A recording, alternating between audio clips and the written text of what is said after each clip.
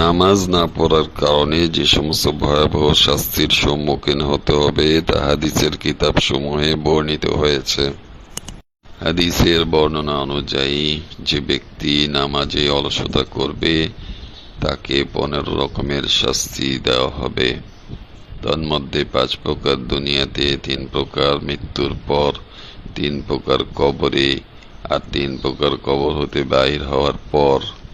দুনিয়ার 5 প্রকার শাস্তিগুলো হলো: 1, তার জীবনে কোনো বরকত থাকে না। 2, তার চেহারা হতে নেক কাজদের নূর দূর করে দেওয়া হয়। 3, তার নেক কাজসমূহের কোনো বদলা দেওয়া হয় না। 4, তাহার কোনো দোয়া কবুল হয় না। 5, নেক বান্দাদের দোয়ার মধ্যে তাহার কোনো হক থাকে না। মৃত্যুর সময় 3 প্রকার শাস্তিগুলো হলো: 1, জিল্লতির সহিত মৃত্যুবরণ করে। 2, ক্ষুধার্ত অবস্থায় মৃত্যুবরণ করে। 3, এমন পিপাসার্ত অবস্থায় মৃত্যুবরণ করে যে সমুদ্র পরিমাণ পানি পান করলেও তার পিপাসা মিটে না।